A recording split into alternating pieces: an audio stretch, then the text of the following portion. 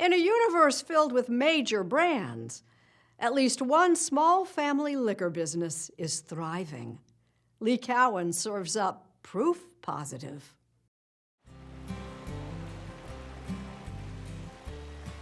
Kentucky's limestone water. It's too good not to be used in good bourbon, which may be why there are 2 barrels of bourbon for every person who lives here. Although in the wake of the election, some of them are likely empty by now. But there is one tale about one bourbon, told in the glow of an autumn evening, that's less about whiskey and more about family and time, and not enough of either. Amen. Good job. This is the home of the Van Winkles, an unassuming family in Louisville, who are as private as they come. Cheers. Cheers. If their name wasn't on the bottle, you'd never know. They craft some of the most coveted bourbon in the world. Pappy Van Winkle. Do you remember the first time you tasted it? I do. It had some, but it didn't taste thin and gasoline-y. I don't have the official words. But it felt like if I poured it over a spoon, it would coat the spoon.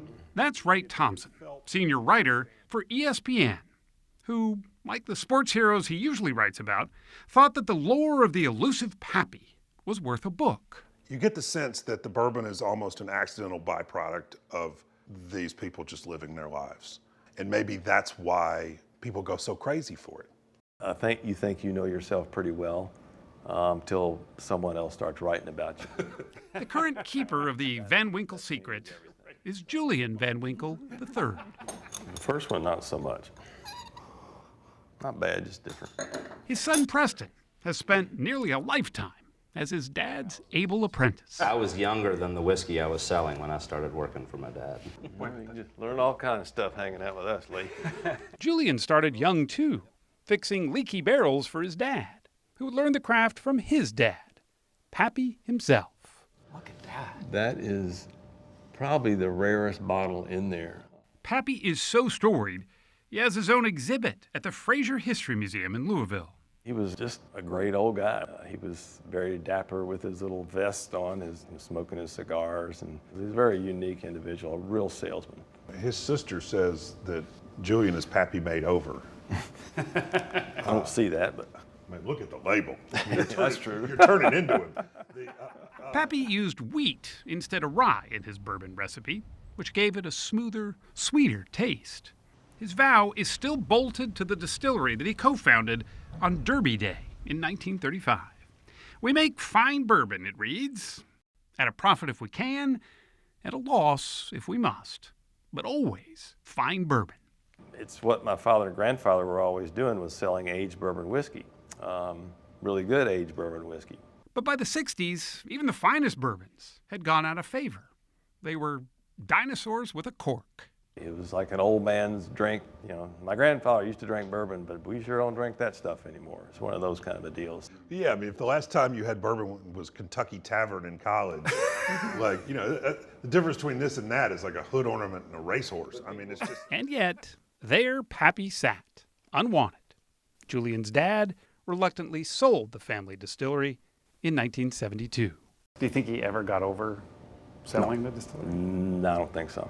No, it pretty much did him in, I think, in the end. It was his life.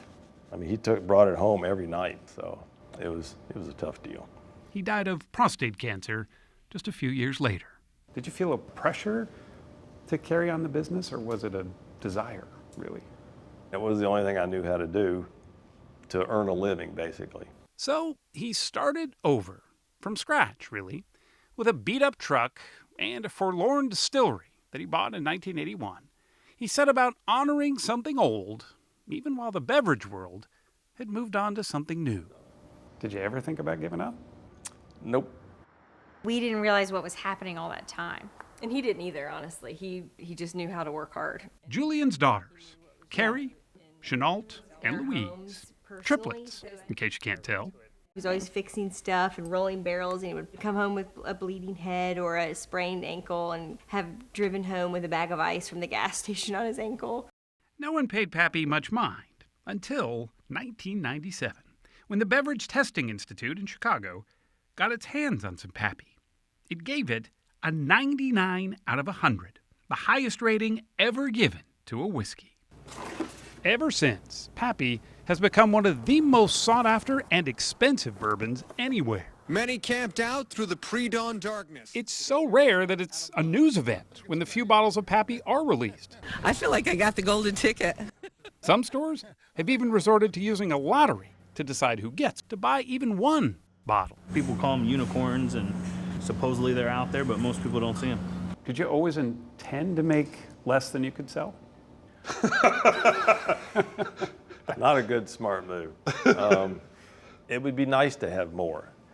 And we're making more, but the demand keeps going up. So I don't think we'll ever get there.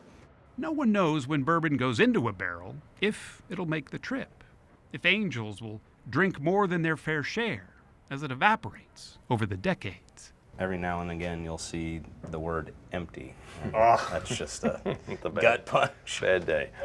But what is left isn't just a family's loved and cared for whiskey. What Wright Thompson discovered in writing his new book was that the real spirit in a bottle of Pappy isn't its rarity or its price or, frankly, even its taste. A bottle of Pappy is all about those who have gone before us. When you get it now, what you get is a son and a grandson's memory at work. I find that really powerful and moving. For you, this really isn't a book about bourbon at all, is it? It's barely a book about bourbon. It's a lot about what we owe our families and how we can pass the best of them along.